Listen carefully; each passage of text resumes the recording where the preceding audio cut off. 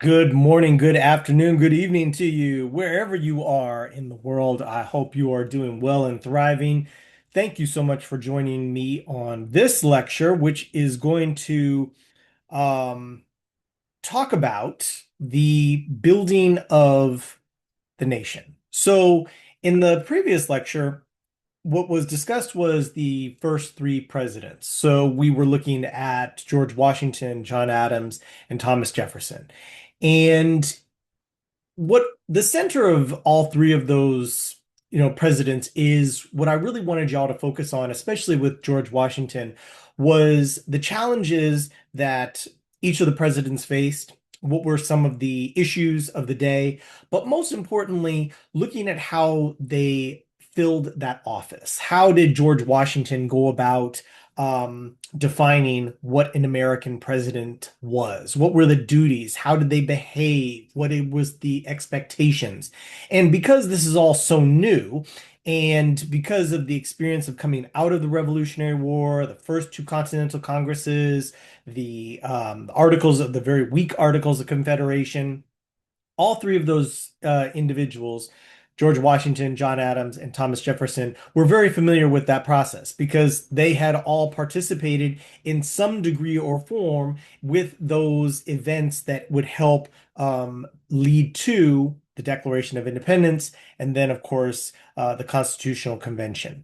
And so, how each of those individuals, managed the affairs of the day and the challenges that they faced, whether it was, trying to enforce the power of the executive under George Washington, like under Shays' Rebellion, or looking at the ways in which, you know, freedoms and civil rights were completely eliminated for a period of time under John Adams with the Alien and Sedition Acts, or if it was with, Thomas Jefferson and, creating a distinct political party that really looked at, the difference and the need for small government, that really it should be left to the states.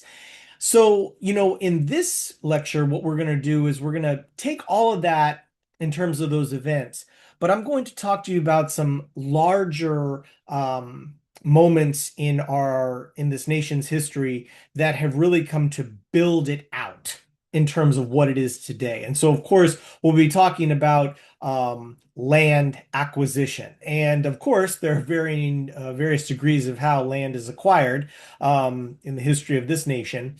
But, to definitely understand what exactly were the politics behind that, how exactly did that land, why exactly was that land acquired, what was it going to be used for, what exactly did it change or redirect in terms of this nation, and how exactly that would set the stage for the eventual conflict of the American Civil War in 1861.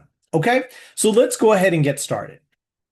So, previously, I had mentioned this with Thomas Jefferson because this is really one of Thomas Jefferson's greatest highlights. I mean, if he was a realtor, he would be the greatest real estate agent in the world because he was able to secure for the United States at the time, the largest land purchase in our nation's history up to that point.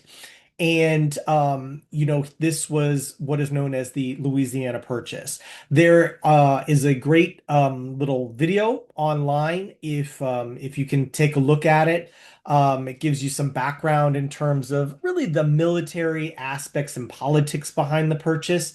But just to give you a sense of what's happening, because remember the war that is taking place in Europe at the time. Napoleon is on the march throughout Europe, and this is very concerning to the nation of England. And of course, at the time when Napoleon is on his march, he needs more money, and so he is interested in trying to unload some of his assets here in North America. One of them being the Louisiana Purchase. And so this 827,000 square mile territory purchased from France to the US, roughly, for the amount that was paid, it was about 3 cents per acre. So So I don't think it can get much better than that. Um, but what is interesting about this purchase is that one of the key aspects um, of this purchase is the Mississippi River. At the time when, because remember, one of the main reasons and causes for, the colonists to rebel against the British Empire was this desire to move westward, to move beyond the Appalachian Mountains. Remember the Proclamation of 1763, which essentially nixed this. There was concern from the British Empire that the constant expansion of the colonial territories would eventually lead to a breaking apart of the empire.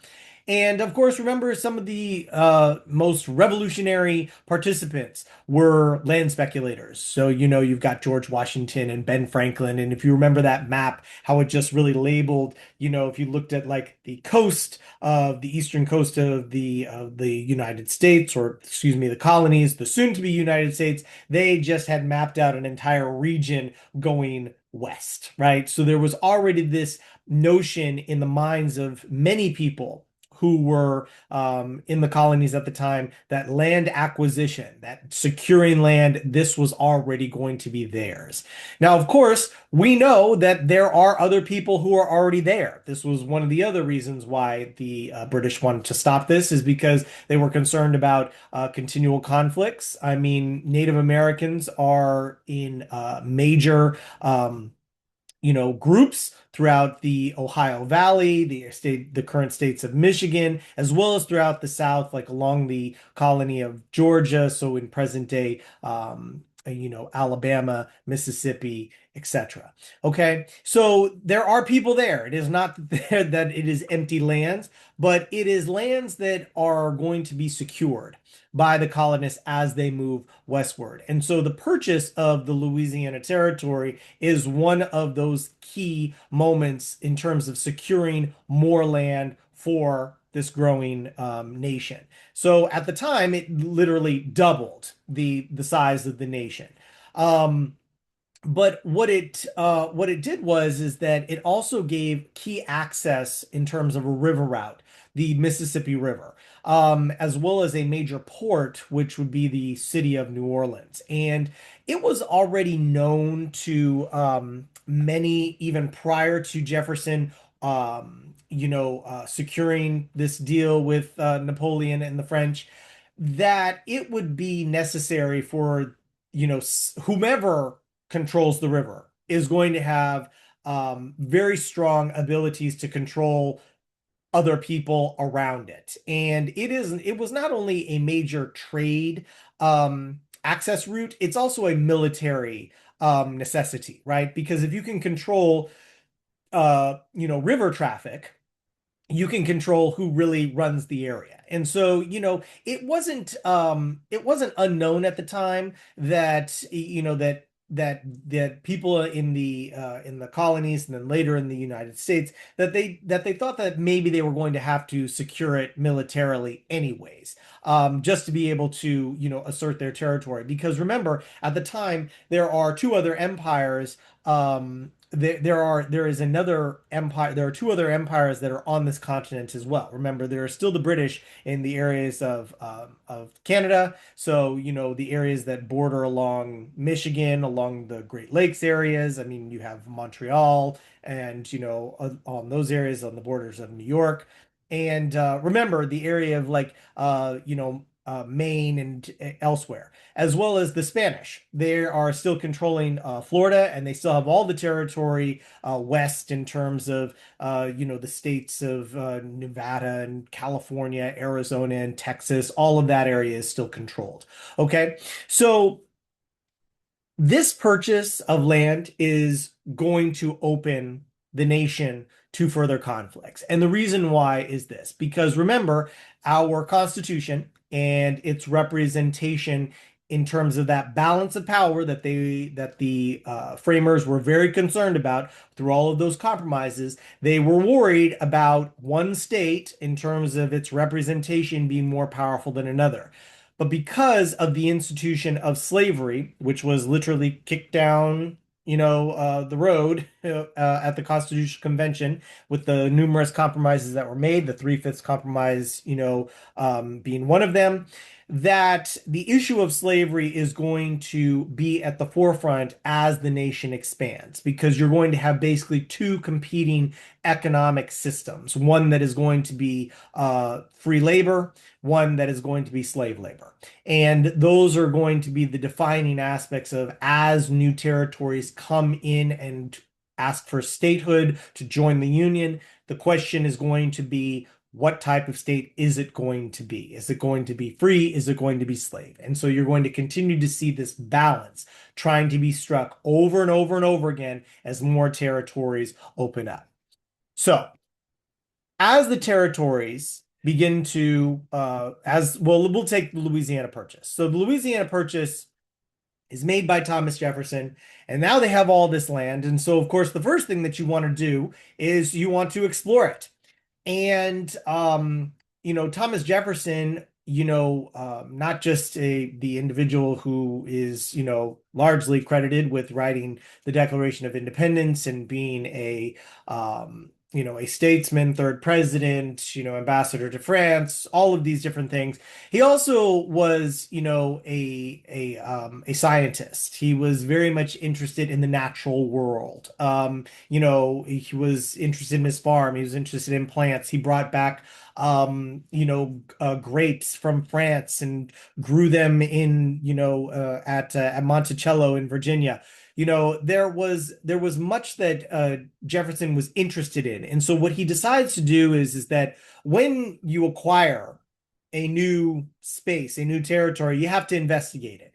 And so he decides that he is going to send an expedition. And we know this expedition to be known as the Lewis and Clark expedition, also known as the Corps of Discovery.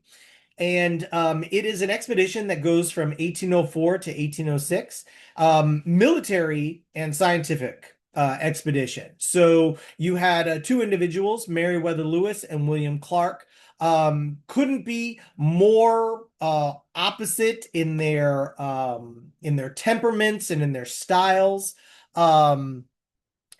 Essentially you have a very simple goal that what has often challenged many Europeans in terms of arriving on this continent, whether it was Columbus or it was, various Spanish explorers, or even just individuals that are coming from England and the eventual colonists, it was to look for a water route that would lead you to the Pacific Ocean, right? A water route that could lead you overland and out to the Pacific Ocean.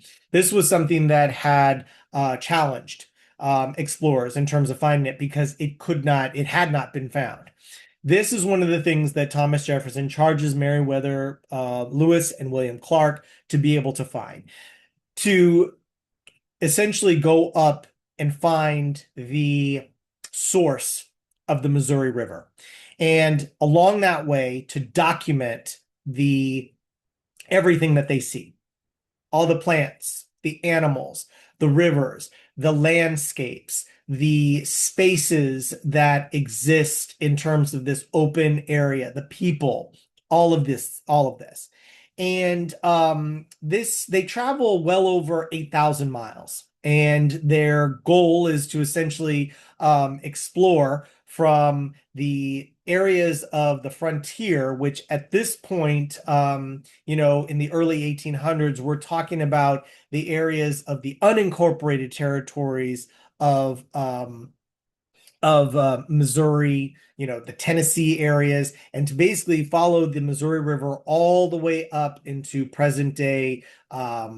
This would be like present day the Dakotas to Montana, through this area that would go across the what is that called?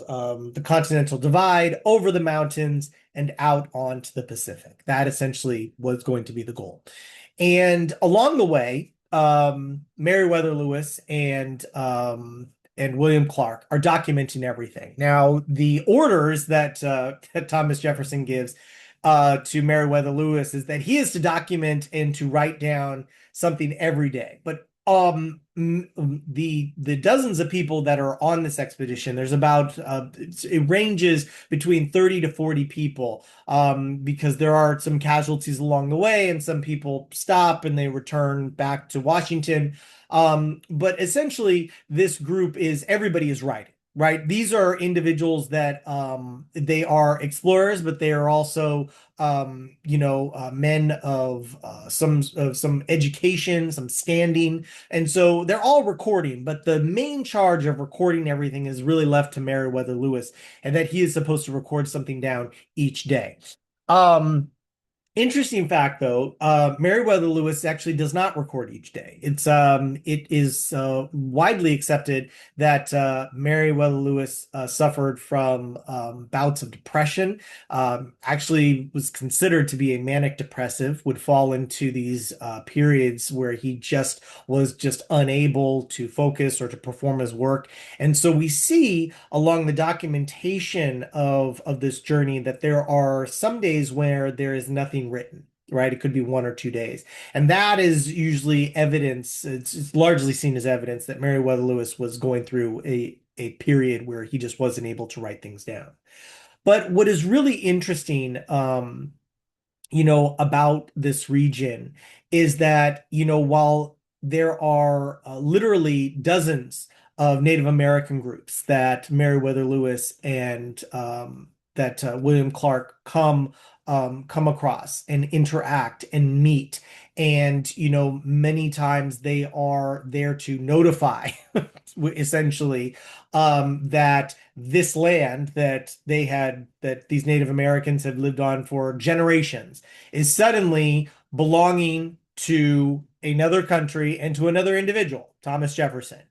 Um, what is also interesting to note is that this journey would have not been successful had it not been for the major contributions of several Native Americans, not just who traveled along with them on this group. So these are people like, Sacagawea, her husband, I think his name was Chiltoltec or something like that.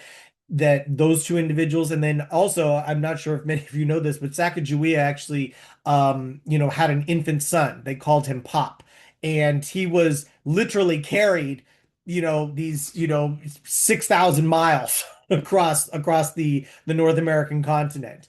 And so what's interesting about it is that the success of this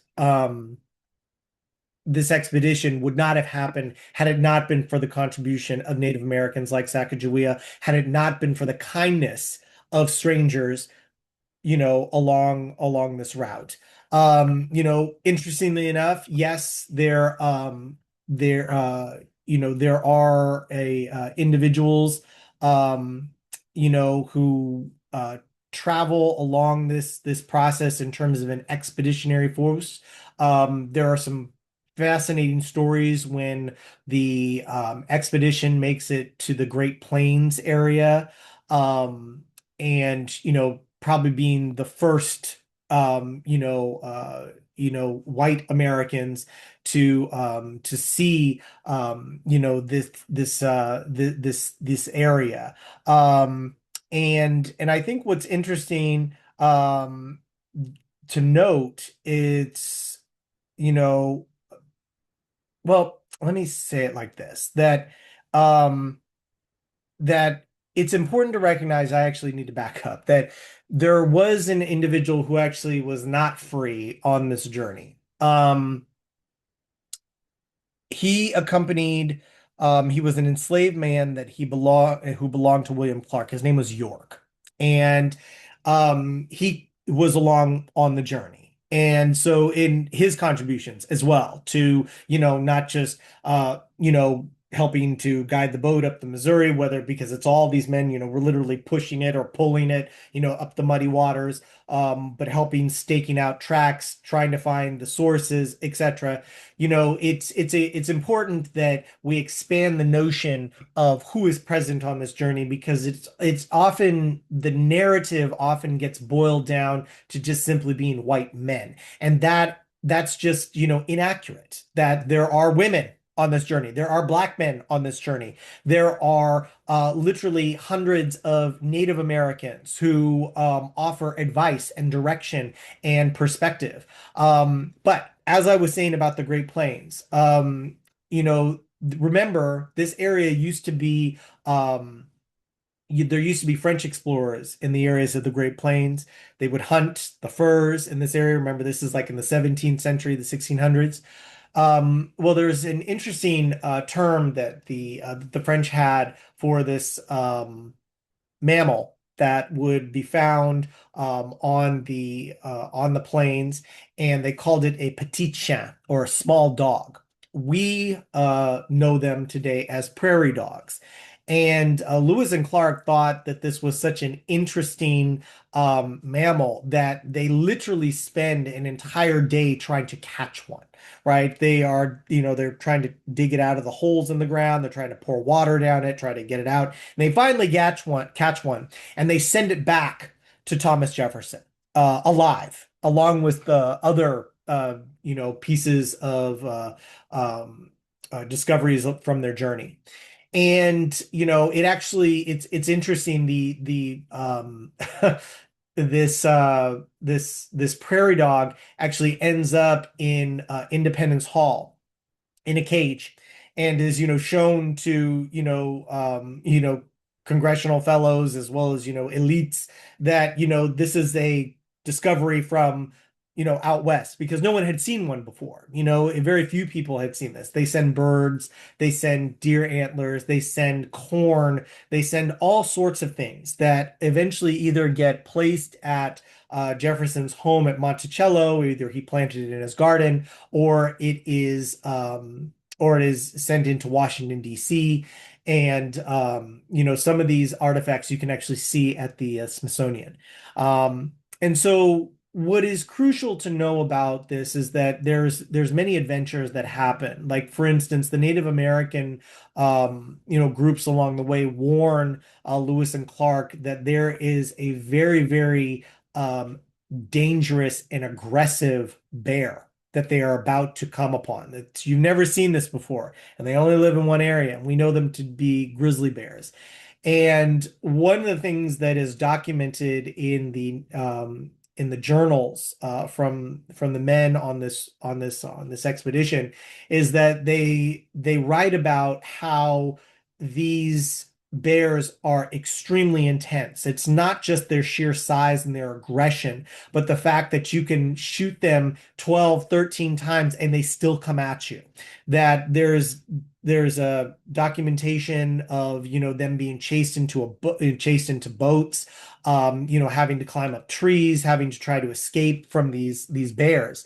And it's even interesting in the narrative, how they don't want to necessarily sound fearful or perhaps defeated, and so they just simply say, like, we are done looking for these animals and we are going to move on our journey. And so, I think what is interesting about many of the things about the Lewis and Clark expedition is that, between 1804 and 1806, those 2 years that they are looking for, the Northwest Passage, and eventually find, the Pacific Ocean off of the Oregon coast there, is that they wanted, is that what they describe in terms of these incredible spaces, these natural open areas. They called the Great Plains the Garden of Eden, because all they see are roaming buffalo and antelope and huge, massive herds, and skies that are filled with birds that would literally block out the sun, and that there are berries and fruits everywhere, that the rivers are filled with fish, that it was literally a land of plenty. Very similar to the descriptions given by some of the earliest European explorers when they arrive, on the continent in the 1500s. That a place that has largely been untouched, but untouched by Europeans, nonetheless completely organized, managed, and kept, in its in its natural and most productive state by the Native Americans who populate that area. Okay. But the Lewis and Clark expedition, these contributions, these documentations, the information that they send, that yes, there is a way to get there, that there is another route. This is going to open up further exploration, right? Much like the diaries of Christopher Columbus, right? This is going to spur more interest in moving out west. So as more information is sent back, as when Lewis and Clark return, this is going to create more of an interest on moving out west everywhere past the Appalachian Mountains, past the Ohio Valley, and further out west to the Pacific. So that westward expansion is also catalyzed by not just the purchase of the Louisiana Territory, not just the exploration of Lewis and Clark, but because of the Land Act of 1800, the Harrison Land Act, Western land was essentially open for the taking, right? It is available. Take it. Where there's no longer, treaty, a proclamation of 1763. There is nobody stopping us. This is American territory, and it is now our duty, essentially, to begin to populate it. And of course, this is going to lead to um, diplomatic as well as conflictual interactions with Native Americans. While there are many treaties that are signed with Native Americans, whether those are with General Benjamin Harrison, whether they are ones that are going to be with, General Jackson, if it's going to be agreements between various states and territories, right? What we continually see is that the treaties are rarely honored, and that the actual desire is not to, figure out ways in which to coexist, but it is trying to figure out how this land can be cleared of any of the inhabitants so that it can open it up to settlement. And that looks very different, in terms of the policies that will take place between the 1820s and 1830s. But what we will see essentially is that when we are looking at, the resistance efforts of Native Americans, like if you look at Tecumseh, for instance, there were many Native American groups that were trying to organize, similar to like the Iroquois League. They saw that, look, just because white settlers have, made agreements with you doesn't mean that they're going to agree with us, or it doesn't mean that they're going to honor that. Right? We, as Native Americans, and one of the things that Tecumseh tried to do was to unite the groups together in the areas of like present day Indiana, to try to resist the encroachment upon their land, to try to resist these treaties which were never going to be honored, right? And of course, these conflicts, it essentially begins to spur on more and more engagements between settlers who are moving out west and Native Americans, and that conflict usually turns out to be very bloody. This is not a new thing, right? As soon as the Proclamation of 1763 and the terms that England tried to stop that westward movement, right? Colonists at the time had already begun to denigrate Native Americans. There were already conflicts, right? So the ones that are taking place in the early 1800s are merely just the next step and phase in the removal and eradication of Native Americans. When Importantly, though, as the United States is moving further west and moving out into the areas of what we would call Ohio, um, Michigan, Indiana, the Great Lakes territory up in New York, right? Because remember, this is still considered like the frontier, right? This isn't, it's not a populated city upstate New York. Like this is literally the backwater. Um, there are concerns that are happening during this period in terms of what's going on in Europe. Remember, Napoleon is on the march. There are conflicts that are happening between England and France. They are at war. The United States is not involved in this. Okay, they are not involved in this conflict at all. But in true American fashion, we are certainly always interested in trying to make money during the war.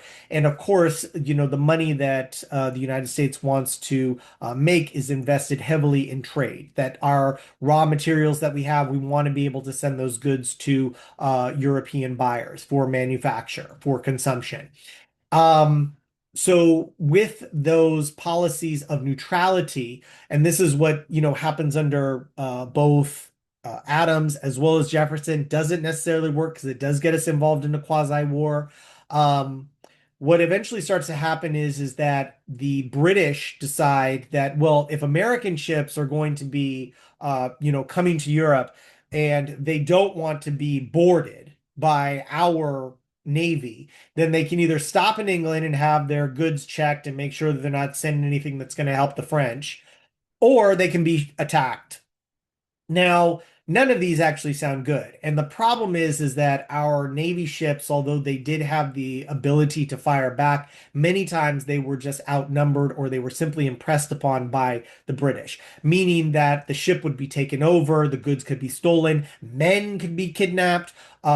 This was very, very common. So, this is what spurs us into getting involved in the War of 1812. There's another issue as well. So remember, the British are still located in present day Canada at this time, right? Our borders in the United States are still very much to be further developed, right? We have the Lewis and Clark expedition. We just got a huge amount of territory that we purchased from France. Why not be able to incur more resources by taking land that is north of us, right? Taking over areas, parts of Canada, right? Taking the areas of like Montreal, for instance, right? We tried in the Revolutionary War, wasn't too successful. Why not try it again? So when we look at these issues, one of the things that the British decide is that they start to send troops. Now, at the time, the British military is quite powerful. They are very organized. They have good training regimen. They have a very strong navy, and so they begin to send troops both to areas of Canada to protect, to make sure that there is not an invasion. And the main reason is because remember, as settlers are moving out west, there is an attitude out west that is very different than the one that's on those that are on the East Coast. So out west, people are totally interested in going to war and expanding their territories, right? It's just like the same attitude of 1763. Hey, why not take it if we can get it, right? It belongs to us. Our nation should continue to expand. If we have the opportunity, let's go for it. The people on the East Coast in the settled areas and the cities are less interested in getting involved in another war, are not that positive about it.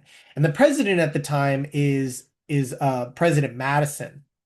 President Madison, very effective legislature, extremely brilliant, not a very good military commander, didn't necessarily know how to run or organize. There were several different issues at the time that he asked for the declaration of war against Great Britain, is that our military was, in terms of its like standing militias and military are all over the place. We don't have an organized military under one command, right? We had one, but remember that broke apart after the Constitutional Convention, and then everybody returns back to their states and they have their own militias and they're deciding how to, govern and organize themselves. So we don't have that central aspect going on.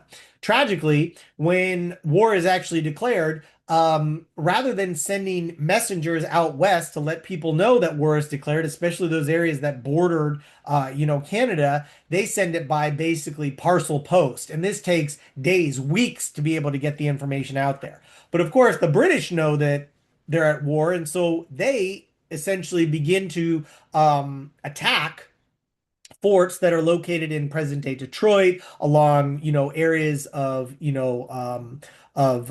control by various settlers along the Great Lakes region, and this is creates the conflict. What is also very interesting is that this this war creates some, major devastation. So, it wasn't uncommon, you probably, many of you have heard about the burning of Washington, D.C. Well, the British send their military, their navy, excuse me, and they, for months before they are, decide to attack Washington, D.C., in 1814, their ships are basically going up and down the Chesapeake and are basically attacking the farms and plantations that are in the area, literally just burning them down.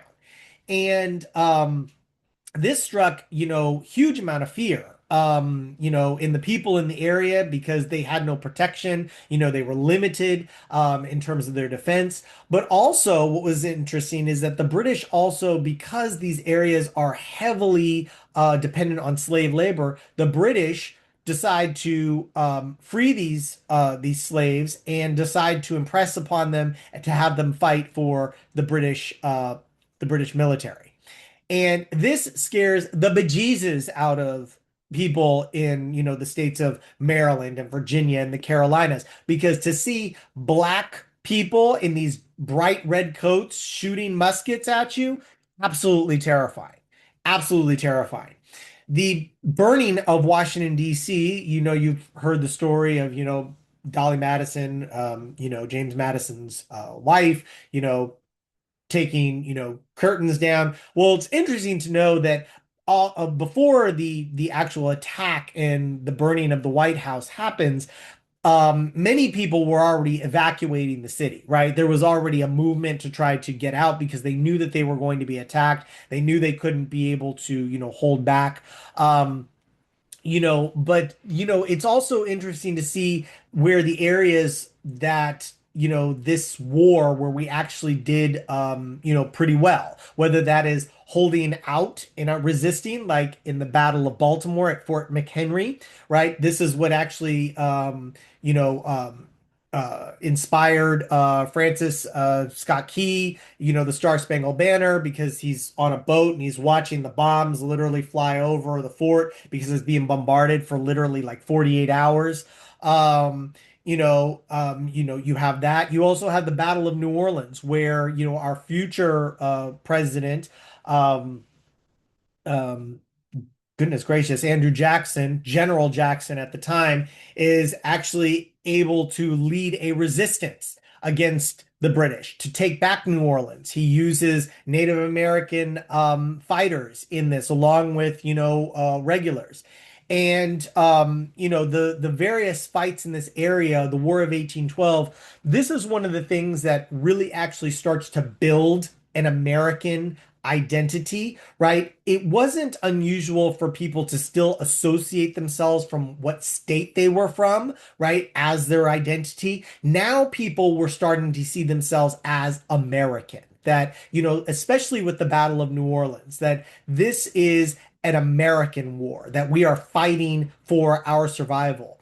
Also, what this war does is it makes us realize that that we need to have an organized military. We need to have an organized navy. We need to have an organized army. We have to have people that are in charge of this, right? We can't just simply just hope that, militias are going to be able to come to our rescue against a much more,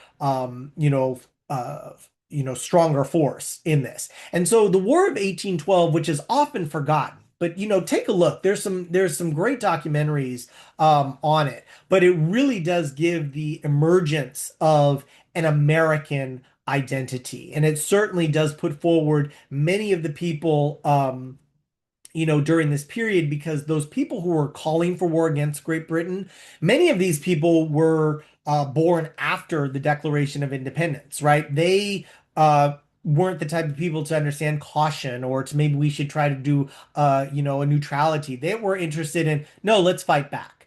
And that change, especially in the Republican Party after Jefferson, this idea of trying to assert one's rights, it's interesting where that seems to still resonate today with the Republican Party, right? Especially with our current president and his desires to just go in and attack and to assert influence and dominance.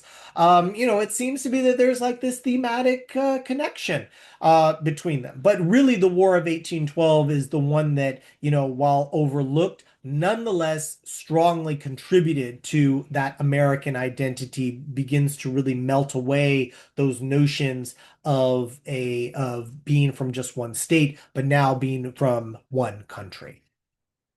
Okay. Now, further expansion of land, in order to solidify oneself as an actual country after the War of 1812, one has to make sure that their country is sovereign, and meaning that there are actual physical borders that are tied to it. Um, during the treaty known as the Adams-Onis Treaty of 1819, it was an agreement between the Empire of Spain as well as the United States to be able to solidify the borders. Because remember, the borders are getting solidified with Great Britain, so we know where Canada is, we know where the United States is, but where exactly the borders with Spain's territory and America's territory hadn't been solidified. Rather than going to war, this actually allows the avoidance of a conflict. And what ends up happening is that the major acquisition that is achieved under this territory is the fact that Florida becomes a part of the United States. There is now a clear territorial expansion. There's a transcontinental boundary line that's established from the Gulf of Mexico all the way up to the Pacific Ocean, which follows the rivers of Arkansas and the Sabine. And so now we know. We know where the United States is. We know where Spain's territory is. We know where Britain's territory is. And these are there wasn't a total relinquishment of territory and control in the areas of like present day Washington and Oregon. Spain wasn't ready to give these things up.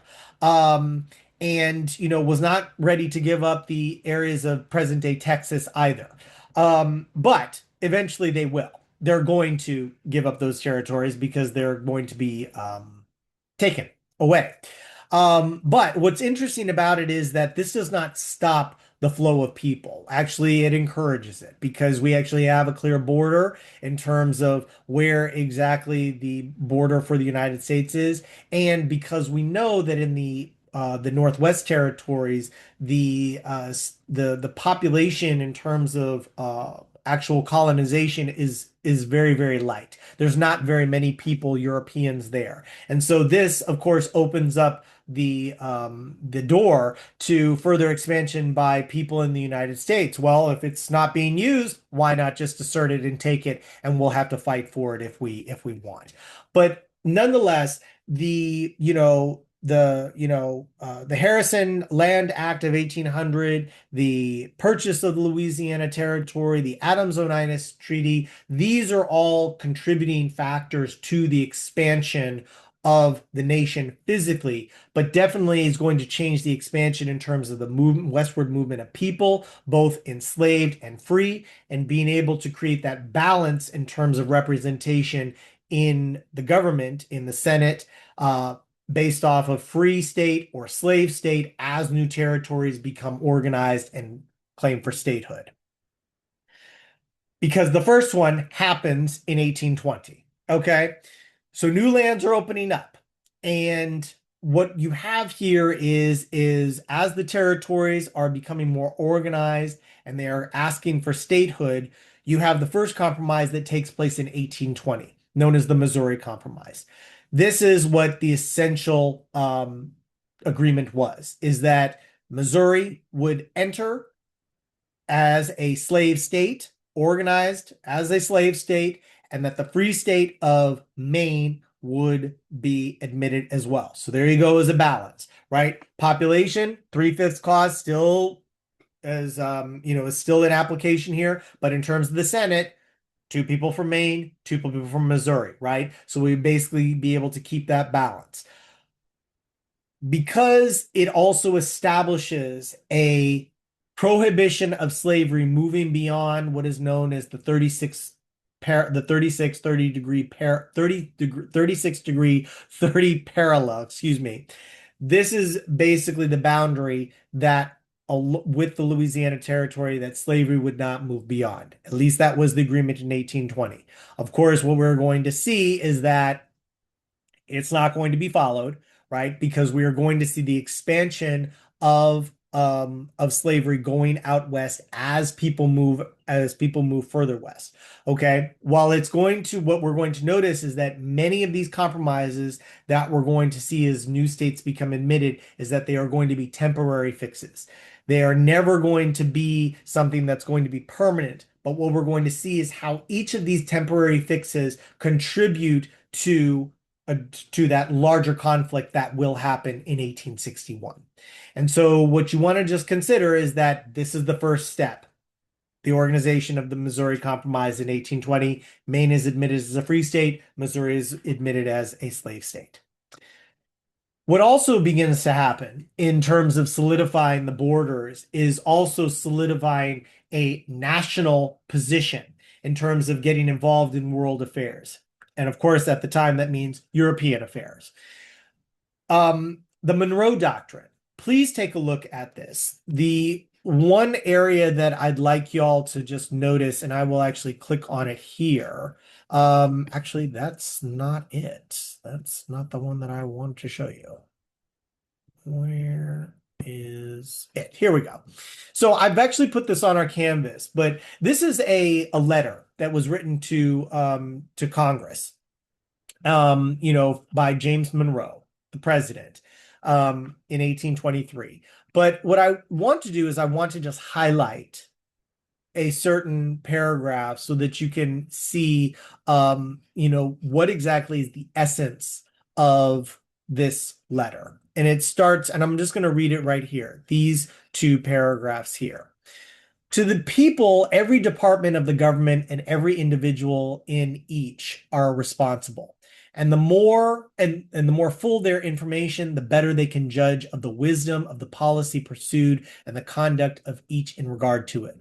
From their dispassionate judgment, much aid may always be obtained, while their approbation will form the greatest incentive and most gratifying reward for virtuous actions, and the dread of their censure the best security against the abuse of their confidence. Their interests in all vital questions are the same, and the bond, by the sentiment as well as by interest, will be proportionally strengthened as they are better informed of the real state of public affairs, especially in difficult conjunctures. It is by such knowledge that local prejudices and jealousies are surmounted, and that a national policy extending its fostering care and protection to all the great interests of our Union is formed and steadily adhered to. Okay? What James Monroe is talking about there is keeping this Union together, that as a government, we must be very transparent. We must be connected with our people, but we must keep our Union. The Union must endure, right? It is for the best interests of all of us that our Union maintain. But listen to this next paragraph. A precise knowledge of our relations with foreign powers as respects our negotiations and transactions with each is thought to be particularly necessary.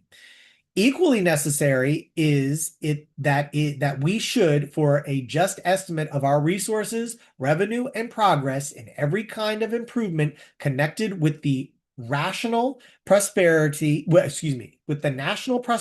and public defense. It is by rendering justice to other nations that we may expect it from them. It is by our ability to resent injuries and redress wrongs that we may avoid them. What James Monroe is essentially saying is this: the borders of the United States are our own. We determine them.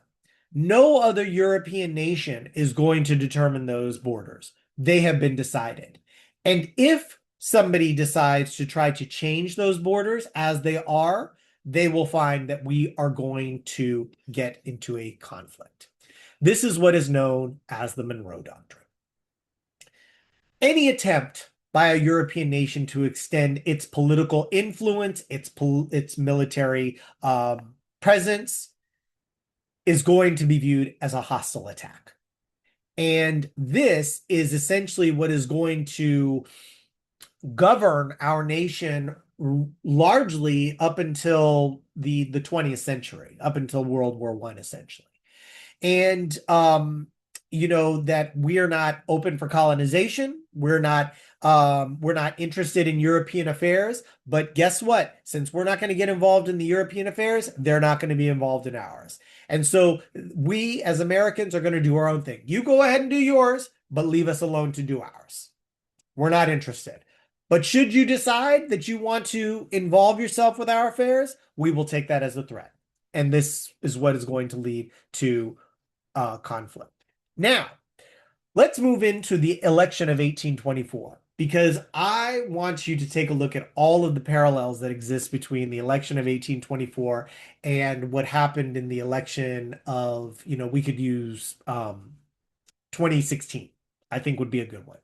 So in 1824, we have two individuals running for president. We have an individual by the name of John Quincy Adams. He is the son of the second president, John Adams. He's right here, pictured at the bottom. And you have General Andrew Jackson. Okay, retired, right? He's made he's made some money in terms of his plantation. He's a slaveholder. Doing living. He's a Rough Rider. He was successful in the defense of New Orleans, right? War hero, essentially. Um, what you have here is that you actually had and you also had two other people. Excuse me, I forgot to mention Henry Clay, who's a Speaker of the House. He's from Kentucky. And then you also had William Crawford, who was the Secretary of the Treasury. So you had many people, running at the time. And there's what's interesting about this is that if you look at the difference between Andrew Jackson and John Quincy Adams, is that you really have a defining aspect of what exactly does it mean to be president, right? What exactly is the necessity of of being able to get to earn the role as president.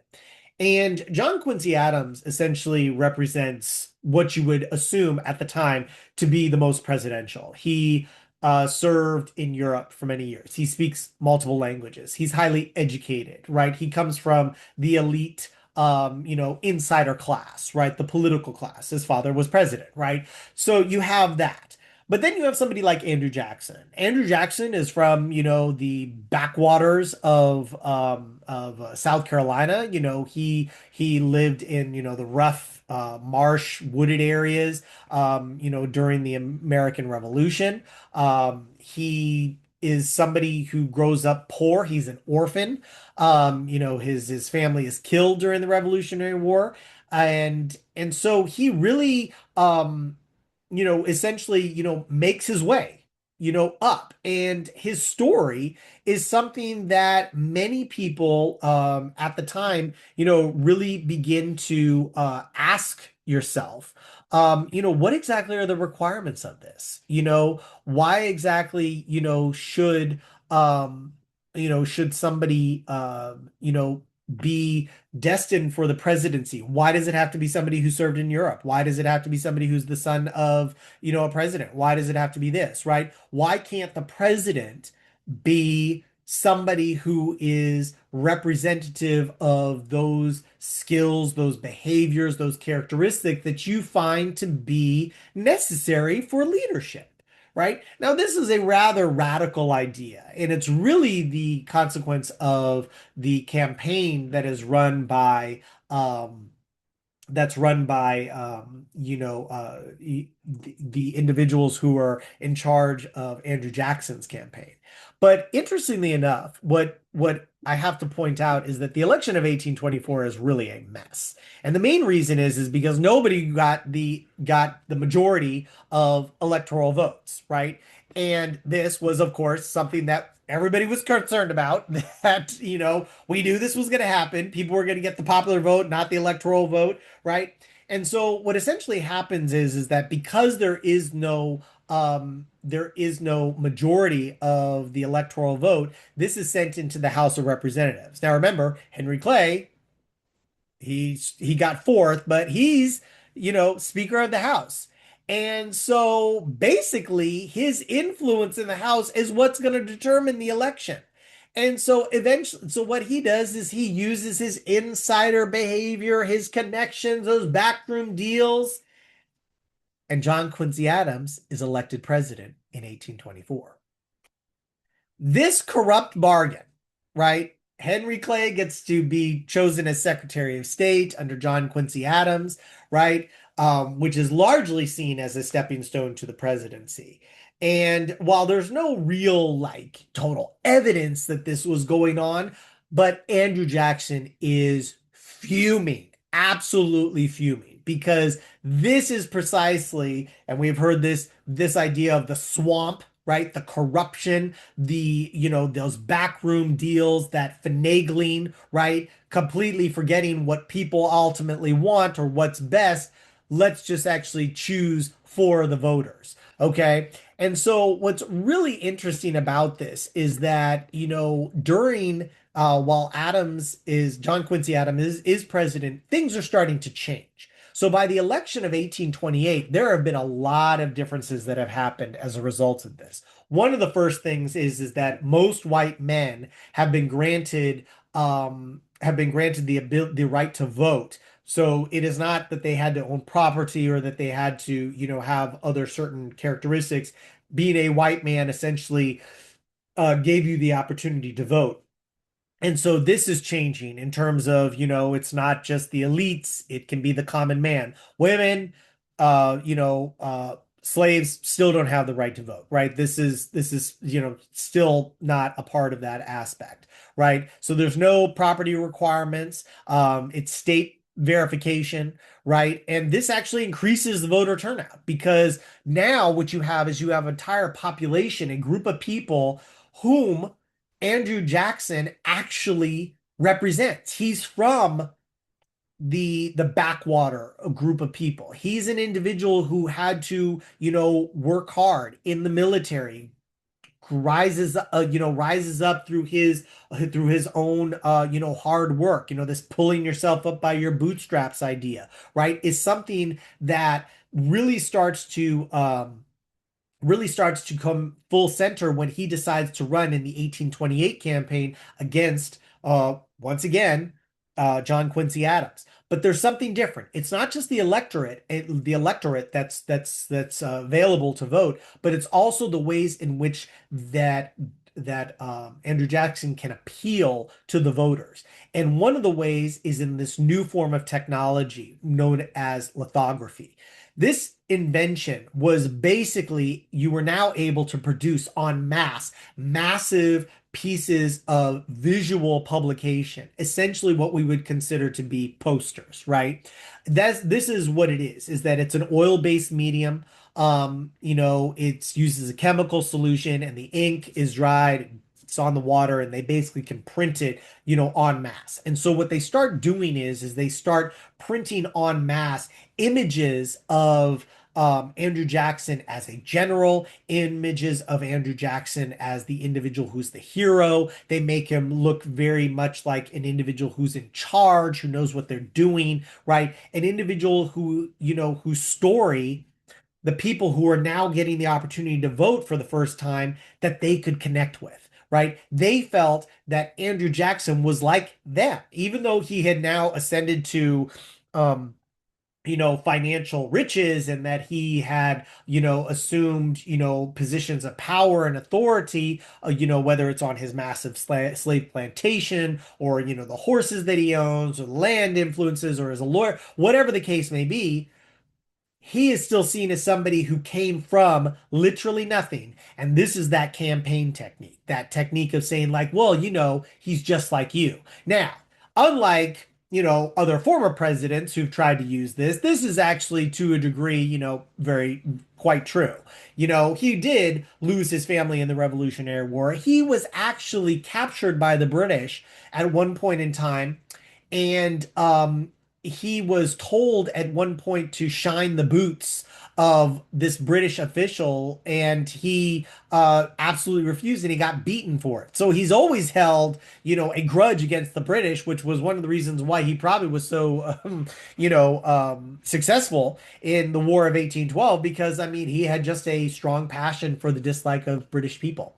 Um, but most importantly, I think what you should take from this election is the fact that they paint him as the common man, from the common man, being like a common man, and that characteristic redefines the presidency. No longer do you need to be, somebody who speaks several languages and has been educated in Europe and parents and families are this, right? You can just be a regular individual who has the tenacity and the ability to lead. Now, of course, we have seen throughout our history political dynasties, the Clintons, the Bushes, right? The Kennedys, right? We've seen this over and over and over again. And so we know that there are certain connections between family and politics, especially in terms of seizing power. But what you should ask yourself is like, well, what exactly are the necessary characteristics? Because if we look at George Washington in terms of how he began to shape the presidency, it's very different when we look at, Andrew Jackson. Because the 1828 campaign, if we wanted to make a comparison to it, with not just any of the campaigns, over the course of our nation's history, but look at like really what happened in 2016 with the amount of accusations that Trump was throwing at other Republicans. The 1828 campaign was the first time where individuals started to make, unfounded accusations at the other, whether, some were true and some were not. So, for instance, Andrew Jackson, made these arguments that, John Quincy Adams was an out of touch aristocrat. He had spent more time in Europe than he did in the United States. He was more interested in arts and sciences than the regular people. He didn't care about the farmers on, out in the in the back country, right? He wasn't interested in that. Jackson is gonna, reiterate that corrupt bargain with Henry Clay, right? He's going to point out that, that he's interested in only the people who are interested in wheeling and dealing, the politics, the backroom deals, all of the corruption that is associated with this group in Washington, D.C., that their extravagance and their elitism is what is, being disconnected from you. Interestingly enough, John Quincy Adams throws other aspects at Andrew Jackson, talks about him being a military tyrant, talks about his role in the military, where he actually executed several of his men for trying to, for, not following his orders. The fact that Rachel Jackson, his wife, was actually previously married at the time that they eloped. And this creates a huge scandal. Eventually, it actually is so damaging, to Rachel Jackson. She is seen as a stained woman. She's a Jezebel, right? She's a whore, essentially. Runs away with Andrew Jackson off into the Tennessee, wilderness, when she's already legally married, right? He's a slave trader. But what's fascinating about this mudslinging that happens during this campaign is the fact that everything that John Quincy Adams was saying about Andrew Jackson and Rachel Jackson was absolutely true, and everything that Andrew Jackson was saying about John Quincy Adams was completely false, right? But what it develops is this tactic of behavior, of denigrating your opponent, of taking them down, pulling them down. And now you see where we are today, right? That we just take this as standard. I mean, you just look at any of the things that are going on, it is scandal after scandal after scandal, to the point where it's like, my goodness, like, what exactly is this campaign about? Is it really about the issues, or is it really about trying to destroy your opponent to the point where they are just unable to run in this campaign? Well, in the 1828 campaign, Andrew Jackson actually wins. And, interestingly enough, during his terms in office, his two terms in office, Andrew Jackson really fundamentally changes, this country. And I think that it really just begins at, probably at his inauguration when, he, is having the party at the White House. And what's interesting is that there are like literally hundreds, almost thousands of farmers who descend on Washington, D.C. to meet, this man whom they feel is one of their own. He had the nickname Old Hickory that he had picked up, during, the War of 1812. They see him as one of them, a common man. And they are in the White House, and I mean, literally a brawl breaks out as like they're serving the punch. China is broken, and there's just like a rabble. And one of the interesting things is that the commentary of the other people, like the DC elites who are there at this inauguration, are just shocked because what they see here is like this is precisely what people were concerned about. Is that when you have a rabble of people who now have the right to vote, but really don't necessarily understand, how to keep things stable, how to manage, how to, have a sense of decorum or what's right and wrong. This is what happens, right? Is that the common man, just rises up and is, Jackson is going to start to see as more of like a demagogue, somebody who's a rabble rouser, somebody who's going to get his, his followers, riled up about various issues. And we can see that with many people and many presidents, throughout our nation's history, where they have used their position and their authority and their pulpit to be able, their bully pulpit to be able to, create, more, inciting of anger or riots or, this passion of the people to be able to sway them in one direction or the other. But most importantly, as we will see, when we are talking about Andrew Jackson, we are looking at very important aspects of some major changes in this nation. And I'm going to really reiterate these in the next lecture as well.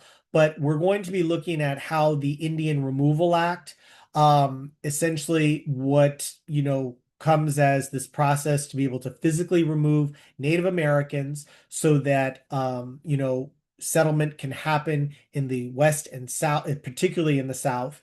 There's going to be issues in terms of disagreements with Andrew Jackson in terms of the central bank and finances, as well as a new organization known as corporations that are developing. So basically, big business. But and also to understand the nullification crisis that happens in 1832. And so really to look at this period, what becomes known as Jacksonian democracy, this idea of an expanded political participation and how exactly that is going to render itself and manifest itself in the removal and slaughter of Native Americans throughout the South, the expansion of slavery into the new territories of Alabama, Mississippi, and Louisiana, and to how his tactics really create an aggressive polarization, between various groups. The expansion of whiteness in terms of what it means to be white and what it means to not be, who exactly are the non-white individuals and why, and how this plays into the changing aspects of this country in terms of its expansionism, its identity, and its economy. Okay? So thank you so much for listening. Please leave me any questions or comments if you have them.